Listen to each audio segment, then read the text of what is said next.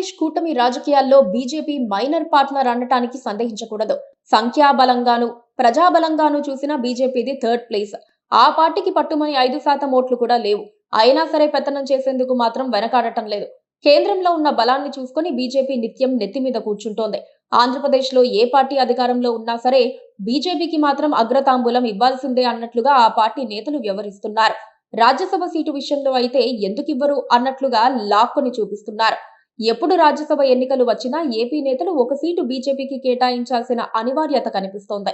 ఈసారి కూడా బీజేపీకి చెందిన తమిళనాడు నేత అన్నామలై కోసం ఒక రాజ్యసభ సీటును టీడీపీ త్యాగం చేసే విధంగా ఒత్తిడి పెరుగుతోందని చెబుతున్నారు.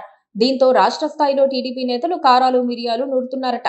చంద్రబాబు చేతగానితనంపై వాళ్ళు లోలోన దుమ్మెత్తి పోసుకుంటూ బయటకు ఏమీ అనలేక గుంబనంగా ఉంటున్నారని చెప్పుకుంటున్నారు.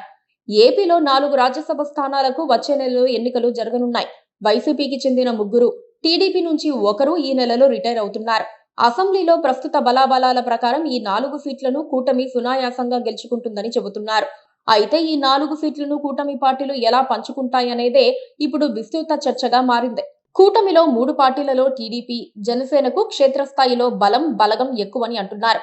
బీజేపీ కేంద్రంలో అధికారంలో ఉండటంతో రాష్ట్రంలో మిగిలిన పార్టీలకు సమానంగా అవకాశాలను ఆశిస్తోందని చెబుతున్నారు. ఇదే టీడీపీ నేతలకు మింగుడు పడటం లేదు.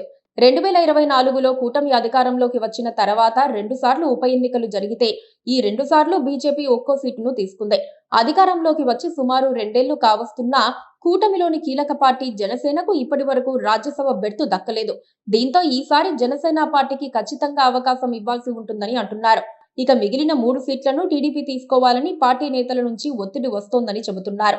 అయితే ఈ విషయమై పార్టీ అధిష్టానం మాత్రం తన వైఖరిని బయటపడటం లేదు. కేంద్రంలో బీజేపీ సహకారం అవసరం అవ్వటంతో ఆచితూచి స్పందించాలని హైకమాండ్ ఆలోచనగా ఉందని అంటున్నారు.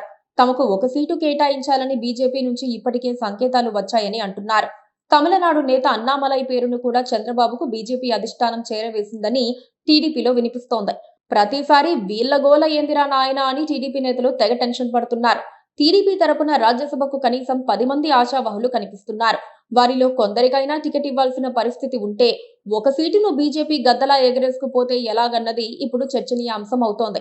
అలాగని గట్టిగా మాట్లాడగలరా అంటే అది లేదు.